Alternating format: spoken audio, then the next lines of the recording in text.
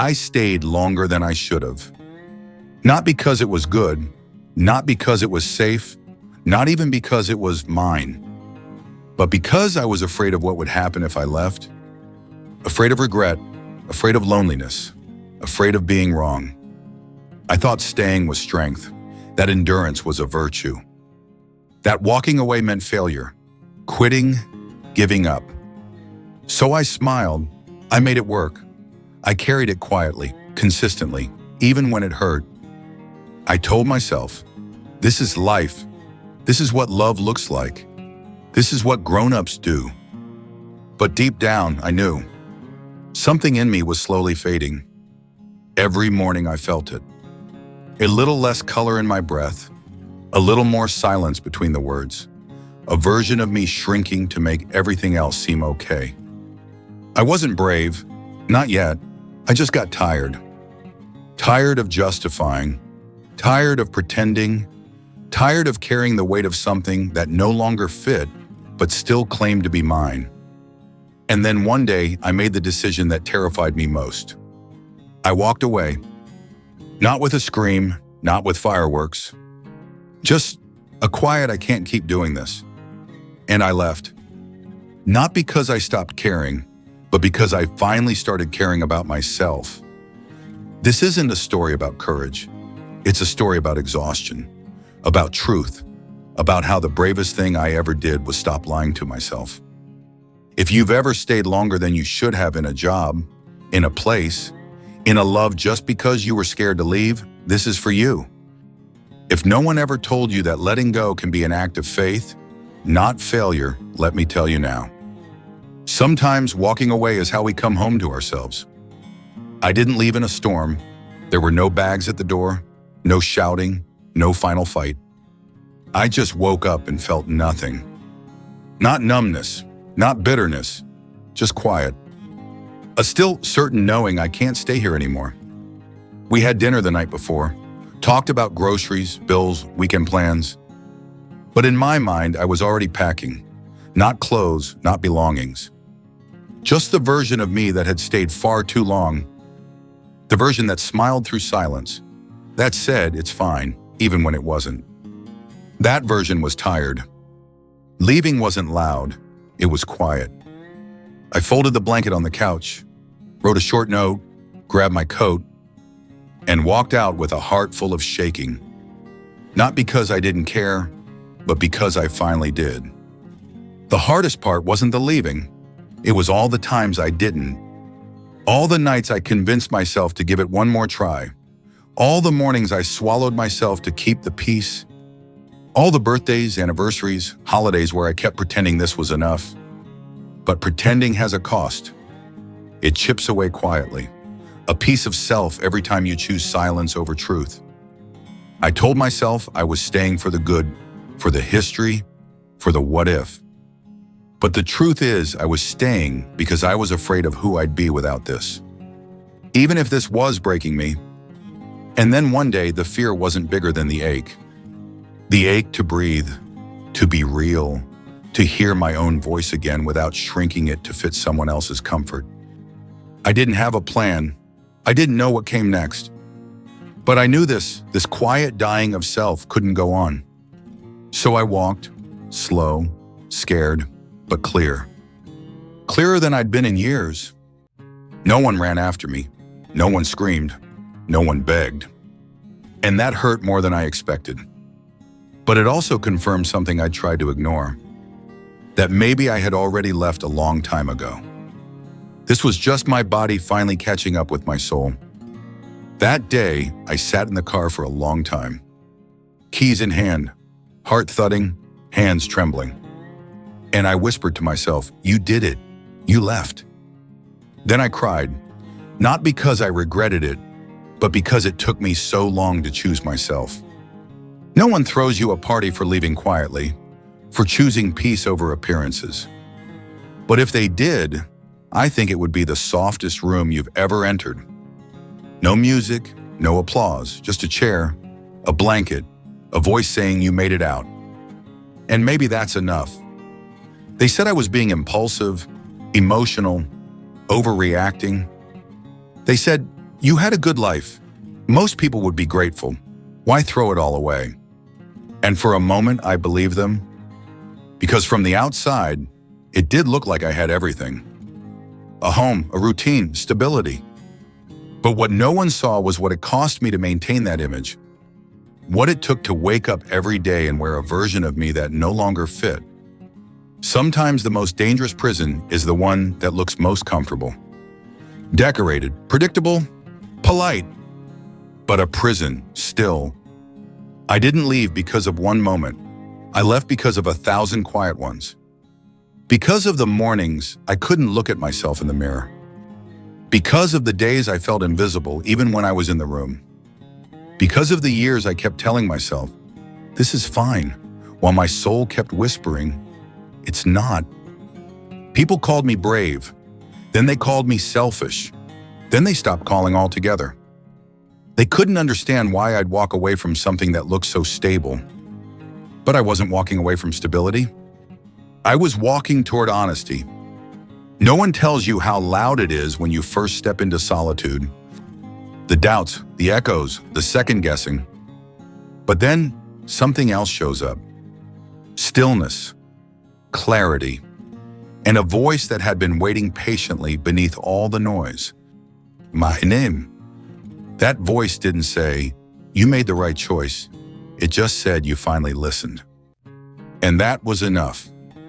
I used to think validation came from others. Their applause, their approval, their understanding. But sometimes you leave not to be celebrated, but to stop abandoning yourself. They thought I lost everything.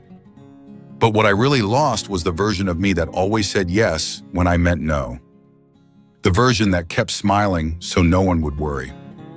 The version that twisted itself into someone else's comfort zone.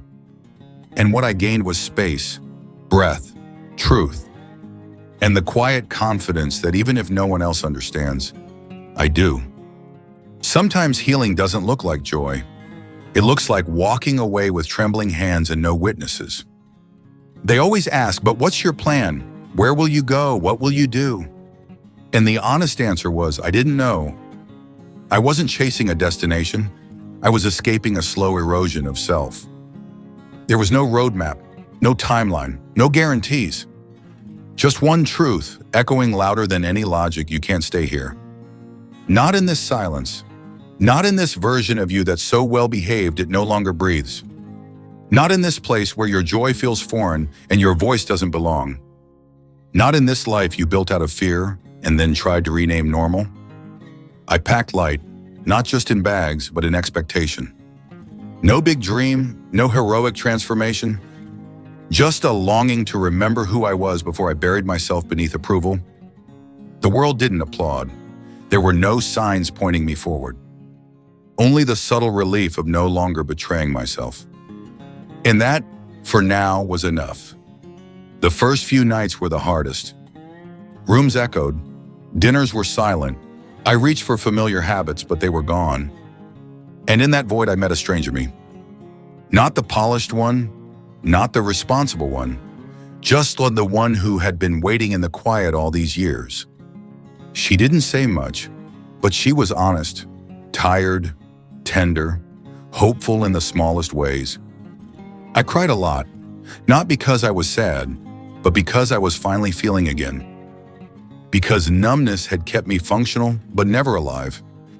Sometimes healing feels like confusion, like walking backwards in the dark with only your heartbeat as a compass.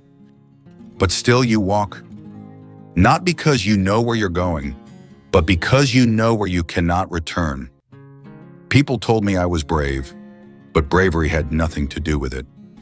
I wasn't brave, I was honest. And sometimes that's the beginning of every real journey. So I didn't know where I was going. I still don't, sometimes. But I know this: I can hear myself now. And that voice, however quiet, will always lead me somewhere true. I thought freedom would feel like a big moment, a breakthrough, a breathless sprint into a new life. I expected fireworks, lightness, some grand revelation. But it didn't come like that. It came quietly, softly, in pieces. The first time I noticed it, I was in a grocery store. No one was waiting on me. No one texting. No one asking, "When will you be home?" I walked slower, looked at labels, bought a candle just because it smelled like peace. It hit me in that aisle, this is freedom, not the absence of responsibility, but the presence of your own rhythm. Another time, I woke up to silence, no alarm, no rush, just light spilling gently onto the wall. And I let myself stay there, without earning it, without needing a reason. That morning was the first time my breath didn't feel borrowed. Freedom isn't loud. It's not a banner, or a speech, or a line in a journal. It's a moment you stop asking for permission to exist. It's the choice to listen to your body when it whispers, "Not today." It's feeling hunger and feeding it, feeling tired and resting, feeling joy and letting it stay without guilt. I used to think freedom would be finally doing big things, traveling, writing, creating. But for me, freedom looked like burning the to-do list, deleting the calendar, making soup with no recipe, and tasting it slowly. No one clapped, no one noticed, but I did. And that mattered more than I ever thought it would. It's strange how long we can live in the presence of our own life without ever participating in it. I had been there in rooms, at dinners, on calls, but never fully. Now I was arriving, not all at once, but in layers. Freedom didn't say, "You're healed." It said, "You're home," in your body, in your breath, in your needs, in your quiet wants. And the more I honored those soft arrivals, the more they came. I thought I needed permission to exhale. Turns out I just needed to stop apologizing for taking up space. Freedom didn't explode into my life. It seeped in through the cracks I used to patch. It filled the gaps I once called flaws. It stayed, even when I doubted I deserved it. And it waited until I was ready to stay with it, too. I thought when I left, that would be the end. The end of what I knew. The end of what made sense. The end of who I was.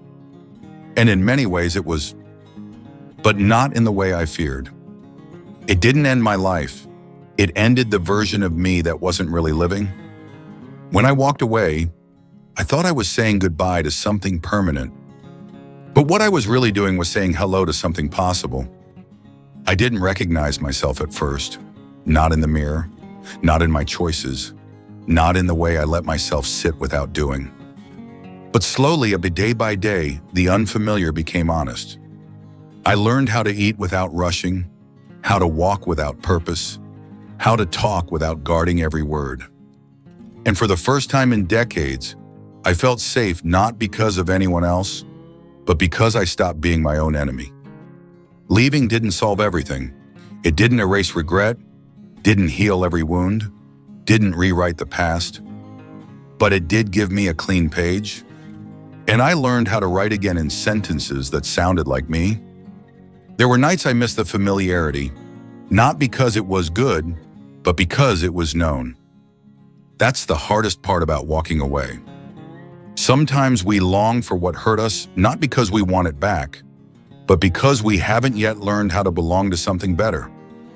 But better came, not all at once, not in fireworks. It came in how I talked to myself, in how I made my bed, in how I said no without guilt and yes without fear. I used to think leaving was giving up. Now I know leaving was coming home to a part of me I'd silenced for too long. The part that laughs without checking who's watching, that rests without apologizing, that dreams without shrinking. People ask if I'd go back, if I'd do it differently, if I wish I stayed. And I tell them the truth. No, because I finally see what I couldn't from the inside. That life didn't begin when I succeeded. It began when I stopped pretending. I used to be afraid of endings. Now I understand some endings are doorways to the most sacred kind of beginning. Becoming, it doesn't happen in one breath, or one journal entry, or one long walk where the clouds part and the world makes sense again. It happens in small, forgettable moments that only feel sacred after they've passed. The way the light spills onto your floor and you don't rush to move? The way you wake up and realize you're not bracing for the day anymore? The way you sit down to eat a meal and actually taste it? That's what it feels like to come back to yourself. No big speech, no perfect plan, just you, learning how to be with yourself without flinching. And that's everything. There was a time I thought I had to earn peace, that I had to prove I was worthy of a softer life, that I had to suffer before I could rest. But now I know rest is not a reward. It's a right. The right to pause, to feel, to release, to not carry everything all the time. I don't wake up with fire in my chest anymore. I don't check my phone hoping someone sees me. I see me. And some days that's still new, still strange, but it's also enough. Healing didn't make me a better version of what others wanted. It made me a gentler version of what I always needed. I no longer chase closure. I no longer explain my peace to people committed to misunderstanding it. I no longer need applause to trust my quiet joy. This is what it feels like to come home to a self I once abandoned for belonging. Only to realize belonging without honesty is just another kind of loneliness. Now, when I speak slower, pause longer, say no sooner. I hold space for grief without rushing to fix it. I hold space for joy without preparing for it to disappear. I don't pretend anymore. Not that I'm fine, not that I'm fearless, not that I'm certain. I just show up real, tender, willing. And that's enough. Coming back to myself wasn't dramatic. It was soft, like laying down a heavy bag I didn't know I was still carrying. If you're in the in-between, not where you were, not yet where you're going, I want you to know this moment counts. Even the quiet ones, even the ones that feel like nothing is happening. Especially those. That's where you're becoming. If you're standing on the edge of a decision that terrifies you, this is for you. If your heart feels torn between staying and leaving, between peace and duty, between yourself and what's expected, this is for you. I won't tell you what to do.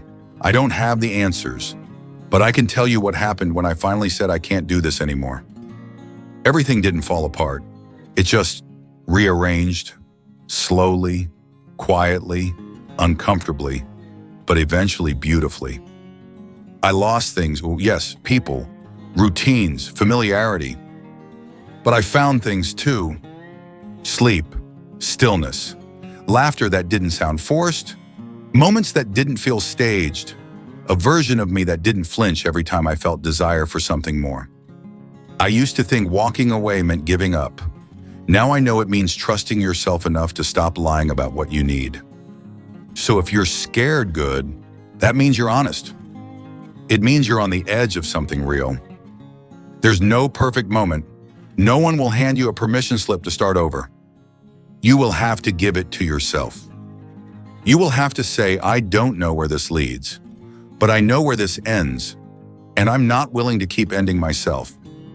Let them call you selfish. Let them call you reckless. Let them call you whatever helps them sleep. You don't have to defend a decision that saved your life. I hope you find the version of you that doesn't feel like a guest in your own life. I hope you remember what it feels like to want something without guilt, to rest without apology, to choose joy without explanation. If you leave, do it softly. You don't have to slam the door. You don't have to burn anything down. Just take your soul and walk out gently. That's enough. And if no one ever said it, I'm proud of you.